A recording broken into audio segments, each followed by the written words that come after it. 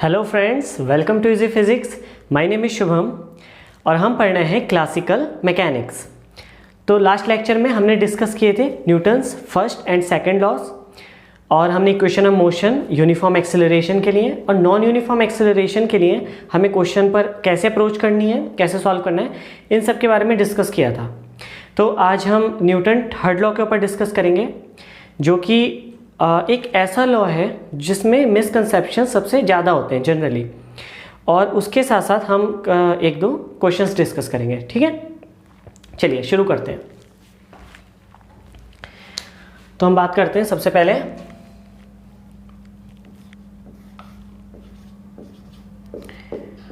Newton's third law की। Newton's third law, ठीक है। न्यूटन्स थर्ड लॉ क्या है बताइए? पढ़ा तो होगा आपने काफ़ी बार। जनरली स्टेटमेंट उसके क्या होते हैं? Every action has a equal and opposite reaction. ठीक है, मतलब अगर भाई कोई ये ब्लॉक है, कोई भी, ये चलो हम ले लेते हैं, कोई मास है और इस पर आप फोर्स लगा रहे हैं कोई F, तो ये F क्या हो गया? जो आपने एक्सर्ट किया, फोर्स एक्सर्ट, इसको क्या बोलते हैं? जनरली क्या बोलते हैं हम? Action force. ठीक है, और ये मास भी इक्वल अमाउंट में एंड अपोजिट डायरेक्शन में एक रिएक्शन फोर्स लगाता है। ठीक है, अपोजिट डायरेक्शन में एक, ये मान लो एक्शन फोर्स है तो ये रिएक्शन फोर्स हो गया। ठीक है, ये आता है हमारा रिएक्शन फोर्स।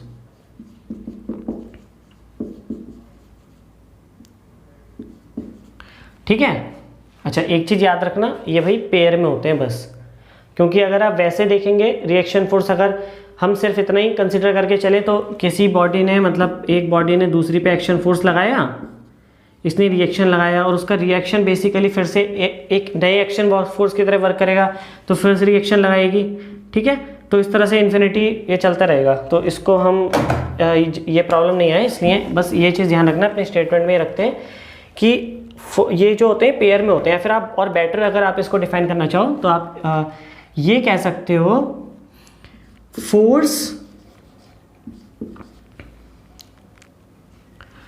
Occurs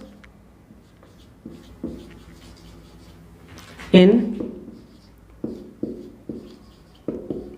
pairs. ठीक है, पेयर, फोर्स अकर इन पेयर्स।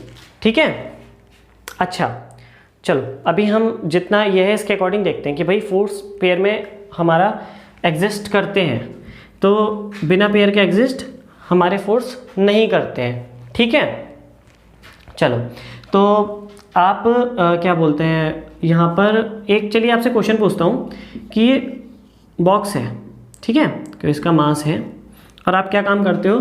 इसको खिसकाते हो, आगे खिसकाने की कोशिश करते हो। ठीक है, जैसे हम जनरली कोई भी चीज़ खिसकाते हैं, तो आपने इस पर फोर्स लगाया F,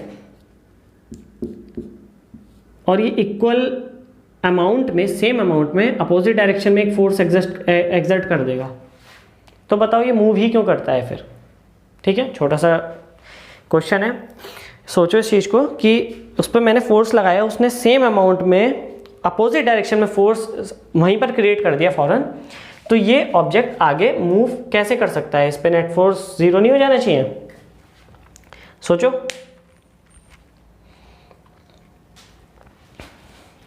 आप कोई भी बॉडी मूव करते हो, ठीक है, वो मूव होती है, आगे बढ़ती है, तो अब आगे वो क्यों बढ़ रही है? अगर इस तरह से हमारे इक्वल अमाउंट में फोर्स आ रहा है,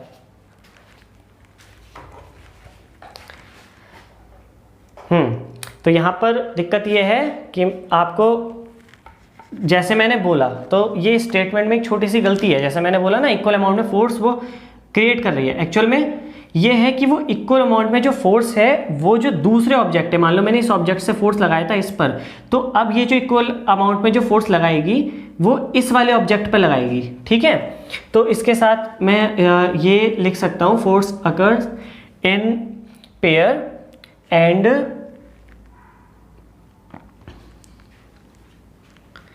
pair and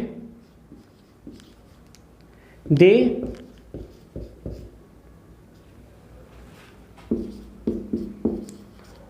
exert on different bodies। ठीक है, तो ये आपका ज़्यादा करेक्ट होगा, फोर्स अकर इन पेयर। ठीक है, and they exert on different body, हाँ forces occur in pair and they exert in different bodies. मतलब अगर पहली बॉडी पर हम जो फोर्स लगा रहे हैं तो ये वाली, अब ये वाला फोर्स लगा इस बॉडी पे और ये जो फोर्स लगाएगी वो लगाएगी इस बॉडी पर। अच्छा, अब कौन सी बॉडी मूव करेगी कौन सी बॉडी मूव नहीं करेगी वो डिपेंड करेगा इनके मास पर। मान लो इसका मास है बहुत ज़्यादा, ठीक है, इसका मास है कम। अब क्या होगा, दोनों के फोर्स इक्वल होंगे, इस पर जो फोर्स लगेगा वो इस पर भी फोर्स लगेगा सेम। तो क्या होगा, इसका फोर्स का वैल्यू क्या होगी, mass into something acceleration a1, और इसका जो होगा is equal to small mass into acceleration a2। अब दोनों क्वांटिटी इक्वल है, तो अगर इसका मास ज़्यादा है तो इसका एक्सेलरेशन कम होगा, और इसका मास कम है तो इसका एक्सेलरेशन ज़्यादा होगा। तो बेसिकली हम उस बॉडी को मूव करवा पाते हैं इजीली जिसका हमारा क्या होता है, मास कम होता है। ठीक है, अच्छा चलो एक चीज़ बताओ फिर मुझे, कि आप सोच रहे होगे कि भाई हम तो अपने से हैवी बॉडी को भी मूव करा देते हैं, ठीक है, हमसे दुगने वेट की कोई चीज़ होती है, फोर्स लगाओ अच्छे से, ठीक है, मूव कर जाती है, ताकत होनी चाहिए बस। तो वो कैसे हो जाती है अगर ये चीज़ है तो बताओ, सोचो।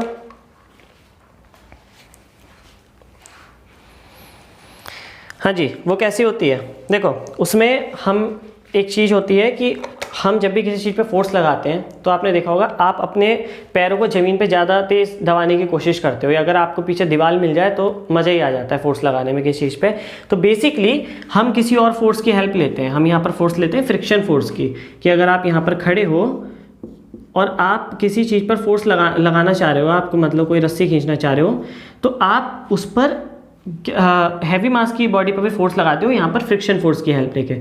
ठीक है, कि आप जो फोर्स होते हो यहाँ पर अर्थ पर, यहाँ पे जो सरफेस होता है इस पर फोर्स लगाते हो, वो एक फ्रिक्शन फोर्स क्रिएट करता है। ठीक है, चलो तो यहाँ पर हमारा बेसिकली ये है। अच्छा, तो इसका मतलब क्या है कि फोर्स जो पेयर में एग्जिस्ट करते हैं, इसका मतलब क्या है कि अगर मैं आपको कोई यहाँ पर एक एग्जांपल लेता हूँ कि यहाँ पर ये एक मास रखा हुआ है, ठीक है, यहाँ पर, ठीक है, एक कोई भी आपका अर्थ है, सरफेस पर मास रखा हुआ है, तो क्या इस पर कोई फोर्स नहीं लग रहा, फोर्स तो लगेगा, ग्रेविटी है, तो ग्रेविटी फोर्स तो लगा रही होगी, बट स्टिल ये इसकी वेलोसिटी क्या है, जीरो है, कांस्टेंट है। ठीक है, तो न्यूटन के फर्स्ट लॉ के हिसाब से नेट फोर्स जीरो होना चाहिए भाई इस पर, है ना। तो यानी इस पर कोई ना कोई हमारा फोर्स एग्जर्ट हो रहा है, जिसको हम बोल देते हैं नॉर्मल फोर्स। ठीक है, ऊपर की डायरेक्शन फोर्स लगता है, और फोर्स ऑफ ग्रेविटी क्या लगता है, नीचे की डायरेक्शन में। तो क्या फोर्स ऑफ ग्रेविटी का रिएक्शन फोर्स ये हमारा नॉर्मल फोर्स है, बताओ। चलो ये आपको अगर मैं क्वेश्चन देता हूँ, अगर ऑब्जेक्टिव में ऑप्शन देता हूँ यस एंड नो, कि जो हमारा ये जो mg फोर्स लग रहा है, फोर्स ऑफ ग्रेविटी mg, क्या इसका मतलब ये जो रिएक्शन फोर्स जो न्यूटन ये जो लग रहा है, ये मतलब इसका ये जो कपल फोर्स होते हैं जो मैंने बताया, फोर्स एग्जिस्ट इन पेयर, तो क्या ये इसका पेयर है, क्या है आंसर बताओ।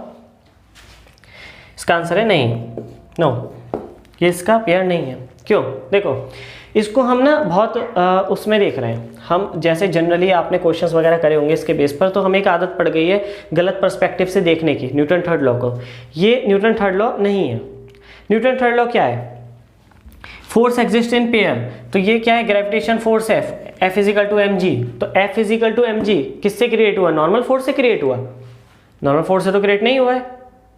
ये क्रिएट किससे हुआ है, ये क्रिएट हुआ है दूसरे मास से जो है भाई अर्थ पे रखा है। इसको आप ऐसे देखो, इसको ऐसे मत देखो, इसको ऐसे देखो, ये अर्थ है, अर्थ पर हमारा क्या रखा है, यहाँ पर रखा है ये ब्लॉक, इस जगह अर्थ के सरफेस पर, ठीक है, यहाँ पर रखा हुआ है।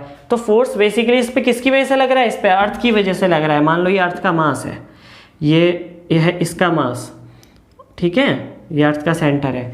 तो इस पर ये जो mg फोर्स लग रहा है नीचे की तरफ, फोर्स ऑफ ग्रेविटी, ये लग रहा है भाई अर्थ के ग्रेविटेशनल अट्रैक्शन की वजह से।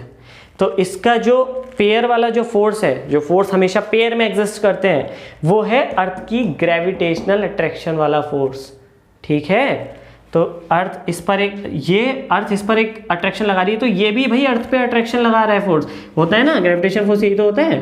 m1 m2 फोर्स क्या होता है, Gm1 m2 upon r square, separation square, तो यही होगा। तो इसका अर्थ और इसका ग्रेविटेशन फोर्स क्या होगा, मान लो यहाँ से लेके यहाँ तक के डिस्टेंस, मान लो मैं चलो r मान लेता हूँ ये, ठीक है। तो हमारा क्या होगा, फोर्स क्या होगा, m अपॉन r स्क्वायर, ये इसका रिएक्शन फोर्स होगा, ठीक है। ये फोर्स इस वाले फोर्स के साथ पेयर में है, ठीक है।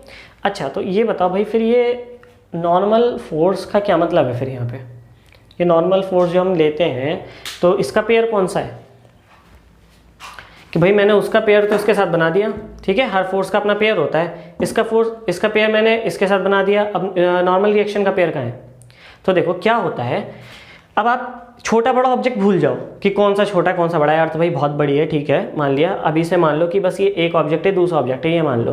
तो अर्थ इसको नीचे की तरफ खींच रही है, ये भी तो अर्थ को अपनी तरफ खींच रहा है। तो बेसिकली ये समझ लो अर्थ इसके ऊपर जाने की कोशिश कर रही है, लेकिन यहाँ पर क्या हो गया, दोनों के सरफेस मिल गए इस वाले पॉइंट पे, ठीक है। ज़्यादा छोटा तो अगर मैंने बना दिया हो तो आप इसको ऐसे समझ लो, भाई ये अर्थ है और ये हमारा ब्लॉक रखा हुआ है, तो अर्थ भी तो ऐसे ऊपर जाने की कोशिश करेगी, ये खींचेगा, लेकिन सरफेस मिल गए तो रुक गए। तो बेसिकली जैसे इसके लिए अर्थ का रिएक्शन फोर्स है ये, है ना, ऐसे ये भी अर्थ पर एक नॉर्मल फोर्स लगा रहा है नीचे की तरफ, ठीक है। ये अर्थ पर एक नॉर्मल फोर्स लगा रहा है, क्लियर। अर्थ जैसे लगा रही है, ये नीचे आने की कोशिश कर रहा है, लेकिन सरफेस पे टच हो गया तो नॉर्मल रिएक्शन लग गई ऊपर की तरफ। ऐसे ये भी अर्थ को भी अपनी तरफ खींच रहा है, लेकिन अर्थ भी सरफेस पे रुक गई इसके, ऐसे सोचो तो क्या हो गया, ये भी एक अर्थ पर नॉर्मल रिएक्शन फोर्स लगा रहा है। तो बेसिकली ये दोनों नॉर्मल रिएक्शन आपस में कपल्ड है, ठीक है, आपस में इनका पेयर बना हुआ है, और इस मास का पेयर इसके साथ बना हुआ है, ठीक है। चलो, तो न्यूटन्स लॉ को जो थर्ड लॉ है इसका क्या बेसिक्स यही है कि कोई भी फोर्स होगा वो पेयर में एग्जिस्ट करेगा। अच्छा देखो, इस लॉ से हमें एक और बहुत बढ़िया चीज़ मिलती है, जो इस लॉ का हमारा एक बेसिक स्टेटमेंट भी है। हमारा क्या है कि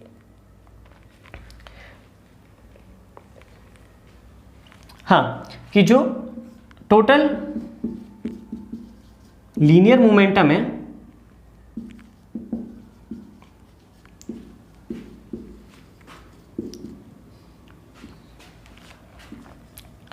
वो क्या होता है, हमारा सिस्टम का कंजर्व्ड होता है,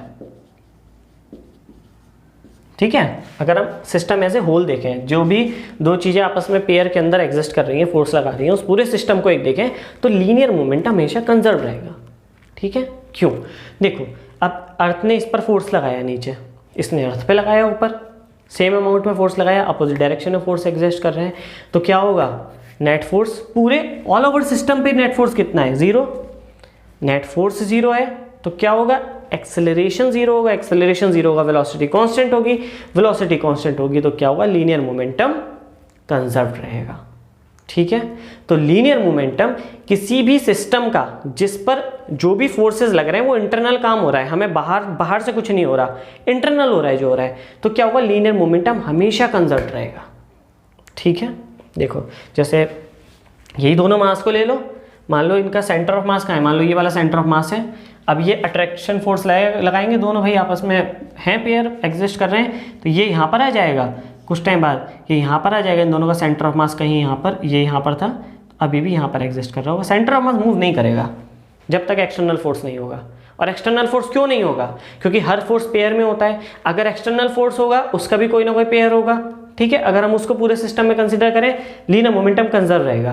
लीनियर मोमेंटम कंजर्व कब नहीं होगा, लीनियर मोमेंटम कंजर्व तब नहीं होगा जब हम जो पेयर वाले जो फोर्स है ना, जो भी उसका खाली एक फोर्स कंसीडर कर रहे हैं हम, बस दूसरा नहीं कर रहे हैं, तब हमारा लीनियर मोमेंटम हमारा कंजर्व नहीं होगा सिस्टम में। ठीक है, चलो तो हमारा ये हो गया।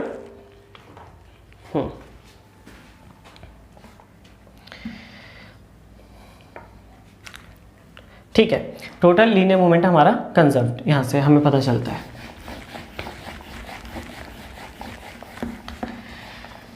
तो हम क्या करते हैं बेसिकली,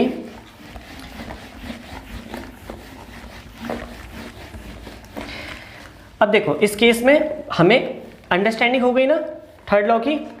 ठीक है, अब क्या होता है, जो हमारा mg होता है वो कपल्ड किसके साथ है, हमारा m अपॉन आर स्क्वायर। लेकिन बाय चांस बस हमारा नॉर्मल फोर्स की वैल्यू सेम हो जाती है। ठीक है, फोर्सेस इसकी वजह से, क्योंकि तो नॉर्मल फोर्स की वैल्यू सेम हो जाती है, इसलिए हम कह देते हैं कि n is equal to mg ऐसे केस में। ठीक है, बाकी केस बदलने के साथ चीज़ें बदल जाती हैं। जैसे अगर हमारा ये है हमारी कंडीशन, मान लो ये कंडीशन है हमारी, तो इसमें नॉर्मल फोर्स mg नहीं होगा। इसमें क्या होगा, नॉर्मल फोर्स। नॉर्मल फोर्स मतलब कितना, जो फोर्स इस पे इस सरफेस को कितना दबा रहा है बेसिकली। तो mg इधर है, नॉर्मल फोर्स क्या होता है, इस डायरेक्शन में जितना प्रेस करेगा, इस डायरेक्शन में कितना प्रेस करेगा। अगर ये थीटा है हमारा, तो थीटा के डायरेक्शन में सीधा mg कॉस थीटा। ठीक है, कुछ नहीं सोचना, कॉस थीटा लगा दो सीधा, थीटा की डायरेक्शन मोड़ा mg कॉस थीटा, तो नॉर्मल रिएक्शन हमारा mg कॉस थीटा के बराबर हुआ यहाँ पे। ठीक है, तो नॉर्मल रिएक्शन तो वो है सरफेस को कितना प्रेस कर रहा है। अच्छा मतलब वैसे इतना डीप जाने की जरूरत नहीं है, लेकिन ठीक है आपको थोड़ा बहुत मतलब आइडिया होना चाहिए। ये जो नॉर्मल रिएक्शन का फोर्स है, ये बेसिकली कौन सा फोर्स है, फोर्सेस का फंडामेंटल फोर्स में अगर हम जाके बात करें तो देखो कोई भी दो सरफेस आपस में एक दूसरे को टच नहीं कर सकते कभी। ठीक है, बहुत ये हमें लगता है टच हो रहे हैं, टच कभी नहीं होते। तो यहाँ पर इंटरनली अगर हम देखें तो मतलब, क्योंकि हम बात करना चाह रहे हैं कौन से, ये कपल है किसका, नॉर्मल तो हमने खाली नाम दे दिया। तो बेसिकली ये थोड़ी डिस्टेंस पर ही होगा, कोई भी दुनिया के दो सरफेस आपस में टच नहीं कर सकते। क्यों? क्योंकि जब वो बहुत पास आते हैं तो वो क्या हो जाते हैं, जो उनकी एटम्स की जो मतलब जो लेयर है बाहर की, वहाँ पर इलेक्ट्रोमैग्नेटिक फोर्स डोमिनेट कर जाता है बहुत बहुत कम डिस्टेंस पर। मान लो मैंने हाथ इस पर रखा तो बहुत कम डिस्टेंस हो गई। ठीक है, तो यहाँ पर इलेक्ट्रोमैग्नेटिक फोर्स वो कर जाता है, तो यहाँ पर इलेक्ट्रोमैग्नेटिक रिपल्सिव फोर्स आ जाता है। ठीक है, तो बेसिकली नॉर्मल रिएक्शन क्या किसकी वजह से होती है, इलेक्ट्रोमैग्नेटिक रिपल्सिव फोर्स की वजह से होती है। किसको रिपल करता है, और ज़्यादा पास आने से। तो हम कितना भी फोर्स लगा लें ये भले ही टूट जाएगा, लेकिन ये इसकी एक लिमिट से ज़्यादा पास नहीं आ सकता। ठीक है, तो normal force basically electromagnetic force होते हैं, तो इसे कभी भी ये कंफ्यूज मत होना इस चीज़ से। ठीक है, तो चलो हम, लेकिन जो हमारा जो मैग्नीट्यूड आता है, जो वैल्यू आती है वो इसी के इस तरह से इसके बराबर आती है। जैसे इस केस में n इक्वल टू mg, इस केस में n equal to mg cos theta. तो हम लेके इसके हिसाब से चलते हैं। तो चलो इसका अगर मैं आपको एक छोटा सा वो देता हूँ केस, कि भाई ये हमारा यहाँ से एक स्ट्रिंग है और यहाँ से मेरा मास एक m मास लटका हुआ है। तो टेंशन इन द स्ट्रिंग बताओ कितनी होगी। तो टेंशन इन द स्ट्रिंग के लिए क्या काम करोगे आप, देखोगे भाई यहाँ पे हम फिलहाल अब, ठीक है, उससे बाहर आके हम यहाँ पे नॉर्मली ये देखते हैं कि हम यहाँ पे सीधा वैल्यू इसको रख सकते हैं। तो इसके हिसाब से टेंशन इन द स्ट्रिंग क्या होगी, देखो कितना फोर्स लग रहा है नीचे की तरफ, mg फोर्स लग रहा है। अब टेंशन क्या होती है स्ट्रिंग में, जो खिंचाव होता है उसमें वो स्ट्रिंग खिंचती है ना, रोकती है और आगे बढ़ने से, वरना स्ट्रिंग खींचे नहीं तो गिर जाएगा नीचे। तो मतलब ये इसे रोक रही है नीचे गिरने से स्ट्रिंग। तो यानी बेसिकली ये रेस्ट में है, तो रेस्ट में इस पर ऊपर के साइड जितना भी फोर्स लगेगा वो इसके इक्वल लगेगा। तो T is equal to mg हो गया हमारा। ठीक है, चलो एक दूसरा केस लेते हैं। यहाँ पर ये थोड़ा सा मैं ऊपर बनाया था, चलो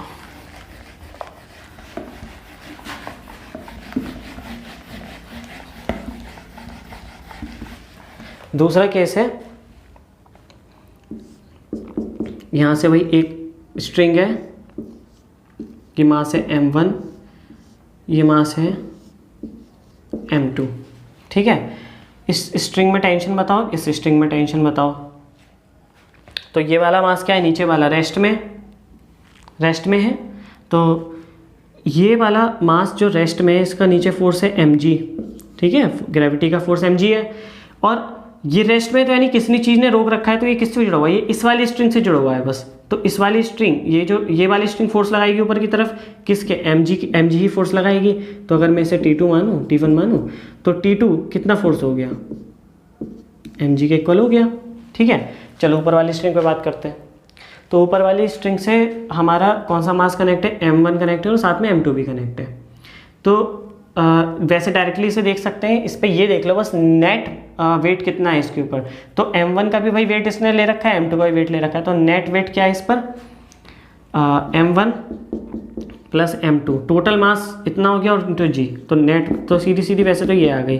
ठीक है, बाकी वैसे देख लो आप कि यहाँ पर भाई क्या है, M2 के हिसाब से देखो खाली, जैसे हम देख रहे हैं अभी, तो M2 पे नेट फोर्स नीचे की तरफ कितना है, नेट फोर्स नीचे की तरफ है M1G ये है, और दूसरा फोर्स क्या है, इसको ये वाली जो हमारा ये जो थ्रेड है, स्ट्रिंग है जो भी है, ये भी इसे नीचे खींच रही है। ठीक है, क्योंकि इस पर टेंशन है, टेंशन के लिए साइन हम लगाते ही इसलिए क्योंकि इधर से तो ऊपर खींचती है, उधर से नीचे खींचती है, तो इधर भी नीचे खींचेगी, तो प्लस T1 ये T2 ये हो गया हमारा T1 के इक्वल।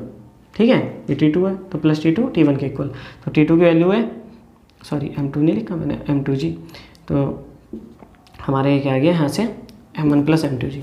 ठीक है, चलो तो एक क्वेश्चन देखते हैं।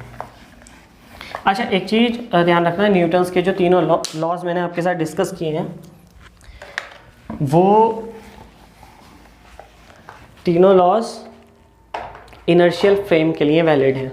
ठीक है, इनर्शियल फ्रेम हमारा आपको पता ही होगा, इनर्शियल फ्रेम क्या होता है बता देता हूँ एक बार, कि हमारा जो फ्रेम एक्सेलरेटेड फ्रेम नहीं होता है, जो फ्रेम या तो रेस्ट में होता है हमारा फ्रेम ऑफ रेफरेंस, या फिर हमारा किसी नॉन यूनिफॉर्म वेलोसिटी से मूव कर रहा होता है।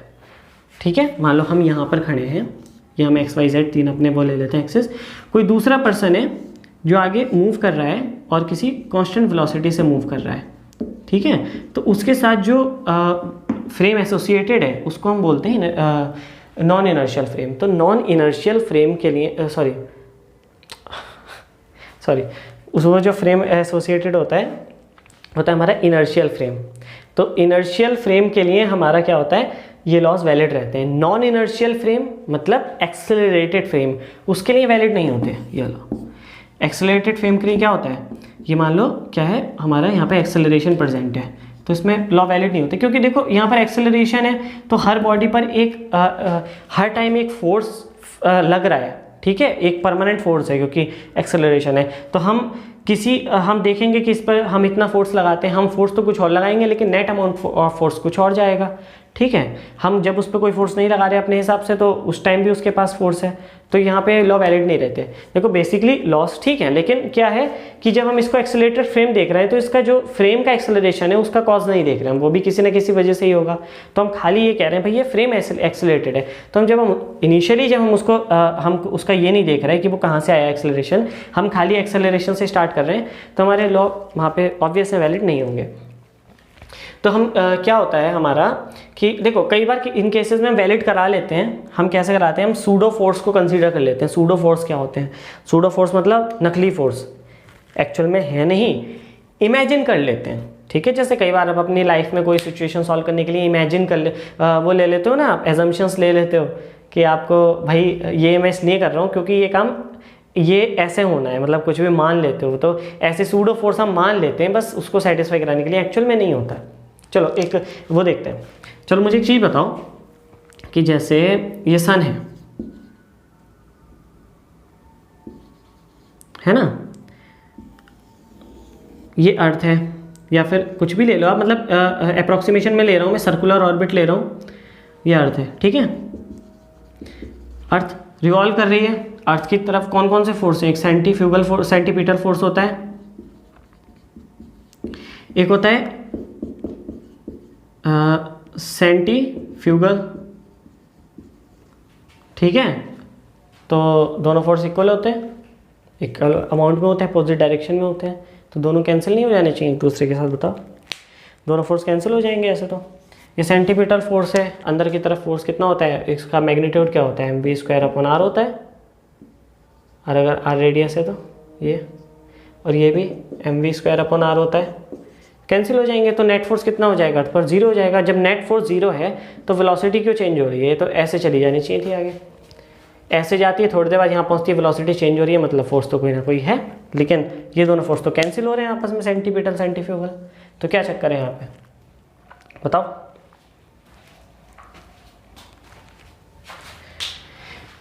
यहाँ पर क्या हो रहा है देखो, यहाँ पर हमारा जैसी अर्थ आगे बढ़ी वो आगे नहीं बढ़ पाई, वो इधर की तरफ खिंच गई, ऐसी आगे बढ़ेगी इधर की तरफ खिंच जाएगी। तो मतलब हमें क्या दिख रहा है, फोर्स एक ही है, फोर्स हमेशा सेंटर की तरफ है, बाहर की तरफ कोई फोर्स नहीं है। तो ये जो सेंट्रीफ्यूगल फोर्स है ये यहाँ पे नकली फोर्स है, ये सूडो फोर्स है, ठीक है, ये रियल फोर्स नहीं है। सेंट्रीफ्यूगल फोर्स हम एज्यूम करते हैं अपनी तरफ से, एक्चुअल फोर्स सेंटीपिटल फोर्स होता है, ठीक है। सेंट्रीफ्यूगल फोर्स एक सूडो फोर्स है, ये एज्यूम कर लेते हैं, क्योंकि हम अर्थ पर बैठे हैं तो हमें मतलब बस उसको क्या बोलते हैं, सिचुएशन को डिफाइन करने के लिए चाहिए होता है कि बाहर की तरफ जो फोर्स लग रहा है वो इस वजह से लग रहा है एक फोर्स, क्योंकि हम खुद एक नॉन इनर्शियल फ्रेम में बैठे हुए हैं सन के रेस्पेक्ट में, ठीक है। चलो तो हमने देखा कि इनर्शियल नॉन इनर्शियल फ्रेम देख लिया हमने। इस तरह से अगर हम सूडो फोर्स को कंसीडर करें तो हम फोर्स को बैलेंस कर ले जाएंगे और हम नॉन इनर्शियल फ्रेम को इनर्शियल फ्रेम में हम कन्वर्ट कर लेंगे और हम न्यूटन्स लॉ को अप्लाई कर सकते हैं।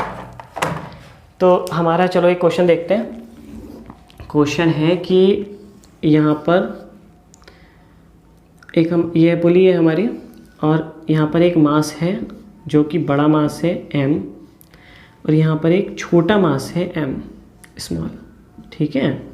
Capital M is greater than small m। अब ये कंडीशन है, इस कंडीशन में क्या होगा, मान लो ये फिक्स है, लटकी हुई है यहाँ से पुली, ठीक है, ये फिक्स है, यहाँ से लटकी हुई है, क्या होगा बताओ। नॉर्मली सोचो, ग्रेविटी है भाई नीचे, जो बड़ा मास होगा वो नीचे की तरफ जाता जाएगा, नीचे जाएगा, ये मास नीचे आना शुरू कर देगा, और ये मास क्या होगा, ये ऊपर की तरफ जाना शुरू कर देगा। तो इस वाले केस में आप मुझे ये बताओ कि इस मास का एक्सेलरेशन कितना होगा, ठीक है, एक्सेलरेशन कितना होगा ये बताओ। तो चलो देखते हैं, इसको हमने टेंशन T मान लिया, ठीक है। ट्राई करना चाहते हो तो वीडियो पॉज करके एक बार आप इसको सॉल्व कर लो, ठीक है, वरना हम देखते हैं। तो यहाँ पर हमने क्या काम किया, यहाँ पे टेंशन मान ली। तो हम देखो, आप एक काम करो, न्यूटन थर्ड लॉ अप्लाई करते हैं सबसे पहले, मतलब मैं एक फॉर्म बताता हूँ आपको, उसके बाद हम एक नॉर्मल मेथड से करेंगे अपने कि हम कैसे फॉर्म बनाएंगे फोर्स की। देखो क्या होता है, जब आप लिफ्ट में खड़े होते हो और लिफ्ट आपकी नीचे की तरफ मूव करती है तो आपको ऐसा लगता है आपका वेट कम हो गया, है ना, वेट कम हो गया। और वही लिफ्ट ऊपर की तरफ मूव करे, लगता है वेट बढ़ गया आपका। और या फिर आप बिल्कुल एकदम फ्रीली अगर हवा से नीचे, मतलब बहुत ऊंचाई से नीचे कूद रहे हो, तो उस टाइम आपका वेट जीरो हो जाता है, ठीक है। तो आपका वेट कब फील होता है, आप मतलब इस चीज़ पे आपका डिपेंड करता है फील कि आप एक्सेलरेट किस डायरेक्शन में हो रहे हो, ठीक है, वर्टिकली। तो जब हम नीचे की तरफ जाते हैं तो हमारा वेट कम होता जाता है। तो बेसिकली जब हम नीचे की तरफ जाएंगे तो हमारा जो नेट वेट हमारा होना चाहिए था, जो यहाँ पर, अच्छा कैपिटल M है तो मैं यहाँ से M लेता हूँ, mg हमारा होना चाहिए था, लेकिन हमारा कम हो जाएगा। कितना कम हो जाएगा, हम जिस रेट से एक्सेलरेट कर रहे हैं नीचे ma ये कर रहे हैं, तो नेट वेट हमारा इतना हो जाएगा। तो ठीक है, चलो ये नेट वेट हो गया हमारा। और नेट वेट हमारा कि ये फोर्स किस डायरेक्शन में, नीचे की तरफ है ये हमारा फोर्स। तो ये फोर्स कौन बैलेंस करेगा, टेंशन बैलेंस करेगी, क्योंकि टेंशन ऊपर खींचेगी, इतना नीचे की तरफ है नेट, ठीक है। चलो इसको हम एक काम करते हैं, अब ये तो फॉर्म आप बना सकते हो, ये मैंने आपको बता दिया, ठीक है। इसकी भी फॉर्म बना लो चाहे आप एक बार। ये क्या है, ये ऊपर की तरफ जा रहा है, तो अगर हम ऊपर की तरफ एक्सेलरेट होते हैं, सेम एक्सेलरेशन होगा ऊपर की तरफ। ऊपर की तरफ अगर हम एक्सेलरेट होते हैं तो क्या होता है, वेट हमारा बढ़ता है। तो इस वाले केस के लिए क्या हो जाएगा, mg प्लस ma बराबर कौन बैलेंस कर रहा है, टेंशन, ठीक है। चलो ये तो मैंने आपको दो फॉर्म बता दी। अब हम बेसिकली देखते हैं हम जैसे सॉल्व करते हैं ऐसे क्वेश्चंस, जैसे आपको करने हैं। सबसे पहले देखो, कोई जो मास है, ये वाला मास है, इसका मोशन किस डायरेक्शन में हो रहा है, नीचे की तरफ हो रहा है, ठीक है। हमें नीचे पॉजिटिव लेना है, पहली चीज़ डिस्कस कर रहे हैं हम लास्ट लेक्चर से, नीचे की तरफ जा रहा है, पॉजिटिव लेना है। तो चलो नीचे की तरफ हमारा नेट फोर्स नीचे की तरफ हो गया पॉजिटिव। अब क्या है, ग्रेविटी भी नीचे की तरफ है, तो is equal to net force बराबर कौन कौन से फोर्स रेस्पॉन्सिबल है, ग्रेविटी नीचे है तो हमारा फोर्स ऑफ ग्रेविटी नीचे की तरफ, और टेंशन ऊपर खींच रहा है, टेंशन ऊपर खींचेगी माइनस टी। ठीक है, तो F क्या हो गया हमारा, नेट फोर्स है तो मास इंटू हम नेट एक्सेलरेशन लिख सकते हैं is equal to mass into gravity minus tension. ठीक है, सेम दूसरे केस में क्या काम करेंगे, दूसरे केस में हम काम करेंगे ये ऊपर की तरफ जा रहा है तो ऊपर की तरफ हम नेट फोर्स लेंगे, तो यहाँ पे नेट फोर्स ऊपर की तरफ है तो ग्रेविटी क्या है नीचे की तरफ, तो ग्रेविटी लेंगे माइनस में। ठीक है, ग्रेविटी नीचे की तरफ लग रही है। अच्छा टेंशन कहाँ लग रही है, टेंशन ऊपर की तरफ लग रही है तो टेंशन पॉजिटिव लेंगे। ठीक है, टेंशन ऊपर ही लेके जा रही है और ऊपर ही मोशन हो रहा है, पॉजिटिव है। यहाँ पर m g is equal to m a, total force है ना ये एम ए, तो mass into gravity plus tension. ठीक है, चलो तो अब हम इसे इक्वेशन नंबर 1 मान लेते हैं, इक्वेशन नंबर 2 मान लेते हैं, टेंशन को रिमूव करते हैं, टेंशन को रिमूव करेंगे टेंशन खत्म होगी और हमारे पास एक्सेलरेशन आएगा। ठीक है, तो भाई हटाओ भाई टेंशन को, तो 1 - 2 कर दो, 1 - 2 करेंगे टेंशन हटेगी, M A minus M A is equal to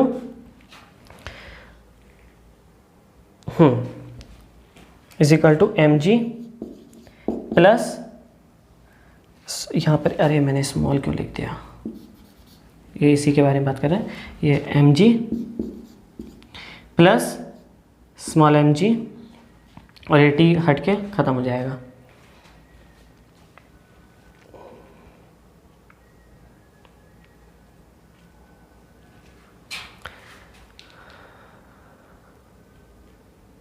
okay okay okay, गलती हो गई, हमने माइनस करने की जरूरत नहीं, हम इसे प्लस कर सकते हैं क्योंकि ये टेंशन प्लस में, ये नेगेटिव में टेंशन। ठीक है, तो प्लस करेंगे तो ये तो हमारा प्लस हो जाएगा और हमारा माइनस में क्या आएगा, ये वाला मास नेगेटिव में आ जाएगा माइनस। तो हमारा एक्सेलरेशन क्या आ गया, capital M minus small M upon capital M plus small M into G. ठीक है, तो आप ये डायरेक्ट रिलेशन यूज़ कर सकते हैं ऐसे क्वेश्चन में। ठीक है, चलिए तो आपको समझ आ गया होगा ये। अब एक हम नॉर्मल क्वेश्चन देख लेते हैं, हमने तीनों लॉ समझ लिए हैं बेसिक सा कि किस तरह से आपको क्वेश्चंस मिल सकते हैं इन सब के बेस पर।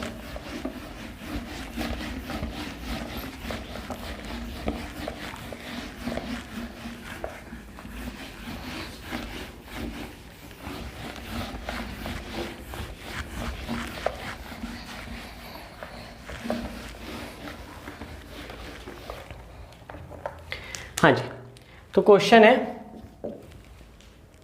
कि मान लीजिए ये एक स्प्रिंग है, ठीक है, और इस स्प्रिंग से ऐसे ये मास कनेक्टेड है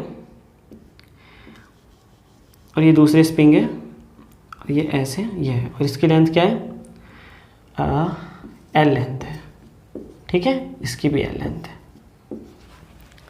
अब हमने इस मास को थोड़ा सा इधर खींच दिया, ऐसे खींच दिया, ये स्प्रिंग खींच के कहाँ चली गई, ये ऐसे, और बहुत छोटा सा वेरिएशन है। ठीक है, ज़्यादा लंबा हम स्प्रिंग को नहीं खींच सकते, डिफॉर्म हो जाएगी वो, थोड़ा सा खींचा हमने, इस तरह से हमारी स्प्रिंग है, ये कुछ ऐसे खींच दिया। यहाँ पर जो हमने इसको डिस्प्लेस किया है, ये मान लीजिए ये हमने इसको डिस्प्लेस किया है एक्स डिस्टेंस पर। ठीक है, और इसका स्प्रिंग कांस्टेंट ले लीजिए के एंड मास ले लीजिए ब्लॉक का एम। ठीक है, अब ट्राई कीजिए, पॉज कर लीजिए वीडियो को, देखिए क्या आता है आपका answer.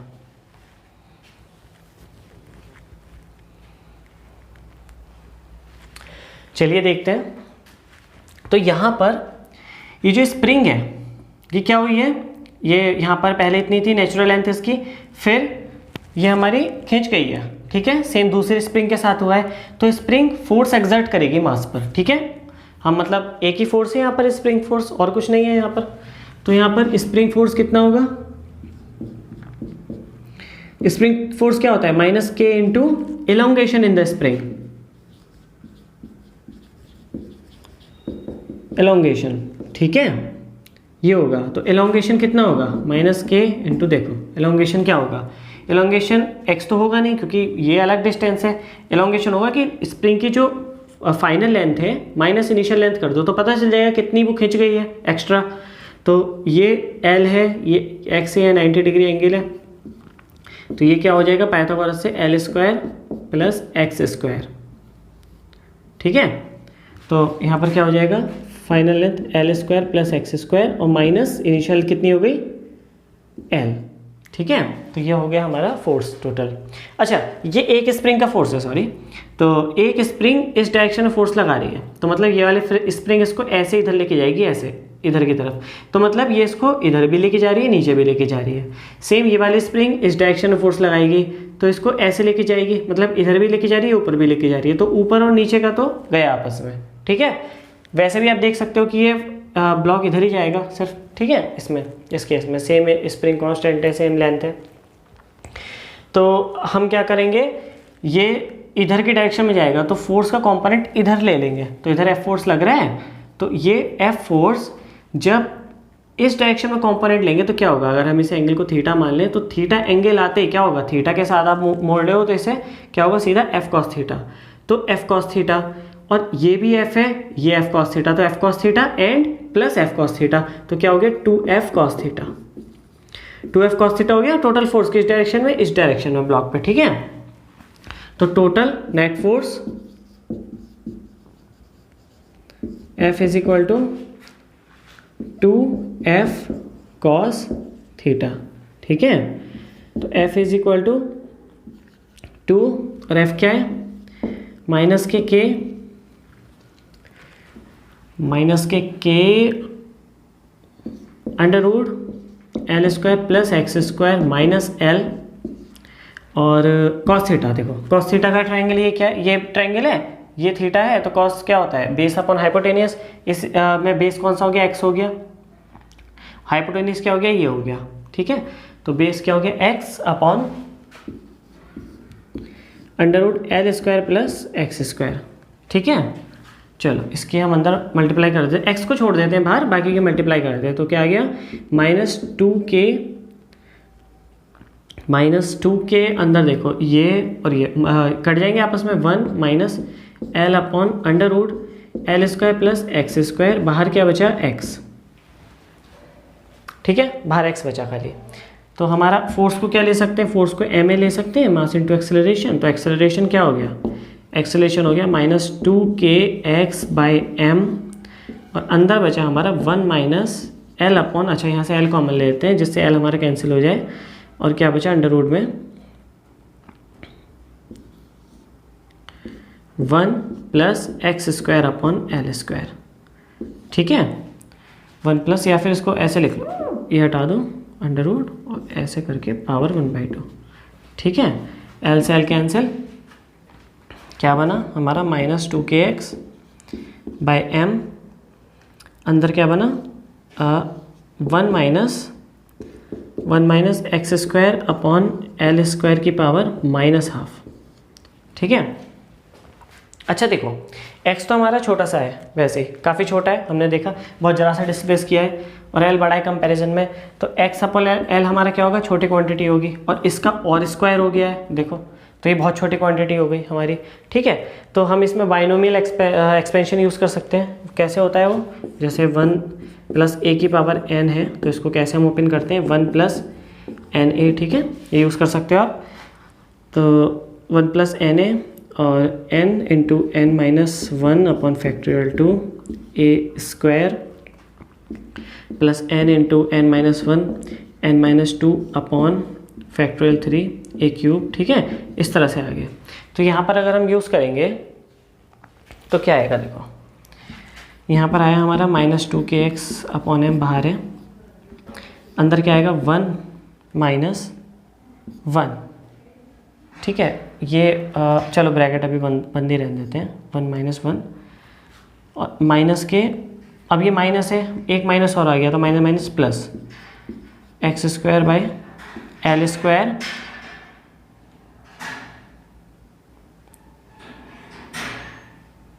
X square upon L square.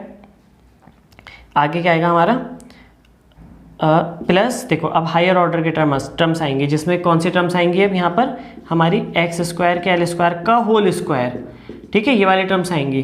तो ये क्या होगा, छोटी टर्म का और भी बड़ा, तो ये सब जीरो हो जाएगा, मतलब और छोटी टर्म का स्क्वायर कर दिया तो और छोटा आएगा, मतलब अप्रॉक्सीमेटली ज़ीरो ले लिया हमने।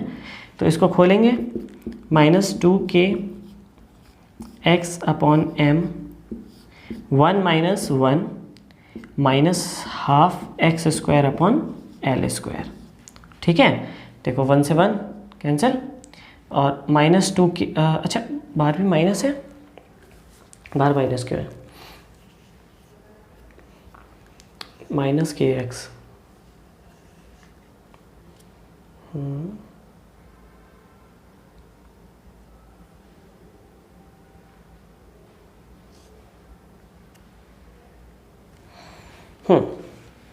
अच्छा देखो एक गलती करी हमने इसे ऊपर लिया है तो यहाँ पे ये माइनस ये लगा दिया, ठीक है। देखो मेरे को कैसा आइडिया लगा, मेरे को आइडिया ऐसे लगा कि नेट एक्सेलरेशन फाइनल क्या आ रहा है, यहाँ से पॉजिटिव आ रहा है, लेकिन पॉजिटिव नहीं आना चाहिए, क्यों, क्योंकि ये हमारा इधर सेंटर की तरफ इसे खींच रहा है वापस से, जिधर की डायरेक्शन मोशन करेगा उससे अपोजिट डायरेक्शन में खींचेगा, तो ऐसे केसेस में एक्सेलरेशन क्या आता है, हमेशा नेगेटिव। तो हमने यहाँ पर ये गलती करी है, ठीक है। यहाँ से आप इस तरह से आप आंसर को गैस कर सकते हो, कई बार आप गलत डायरेक्शन में जाओगे, फ़ौरन रुक जाओगे वहाँ पर। तो हमारे यहाँ पर क्या हो गया, ये प्लस में है तो ये माइनस जाके ये माइनस हो जाएगा जब -½ आएगा, और माइनस माइनस प्लस अंदर, बाहर से फिर माइनस होगा, तो 2 से 2 कैंसिल हुआ, क्या बचा k x और x square x cube upon m l square, ठीक है। ये आ गया तो एक्सेलरेशन का आपको क्या आ गया आंसर, एक्सेलरेशन आ गया आपका -k x cube upon m l square, ठीक है। चलो तो आज हम लेक्चर यहीं पर रोकते हैं। तो हमने न्यूटन्स लॉज देख लिए हैं, सारे इक्वेशन ऑफ मोशंस देख लिए हैं, उन पे बेस्ड क्वेश्चंस देख लिए हैं, ठीक है। तो ये इसी तरह से है, आपको बस फोर्स बैलेंस करना है, इक्वेशंस देखनी है आपको कौन सी यूज़ करनी है, यूनिफॉर्म एक्सेलरेशन है तो कौन सी यूज़ करनी है, नॉन यूनिफॉर्म एक्सेलरेशन के लिए किस तरह से हमको प्रोसीड करना है, ठीक है। तो इस तरह से आप अप्रोच कर सकते हैं, बाकी इनके प्रैक्टिस करते रहिए, और नेक्स्ट लेक्चर में हम क्वेश्चन प्रैक्टिस ही करेंगे इनसे रिलेटेड, ठीक है, और आगे भी देखेंगे इससे रिलेटेड। तो अगर वीडियो अच्छी लगी है, लेक्चर अच्छा लगा है तो लाइक कीजिए और शेयर कीजिए वीडियो को, ज़्यादा से ज़्यादा लोगों को कोशिश कीजिए कि जुड़ पाएँ, ठीक है। हम लेक्चर्स को इसलिए अच्छे से और आगे कंटिन्यू कर पाएँ जिससे। और thanks for watching easy physics.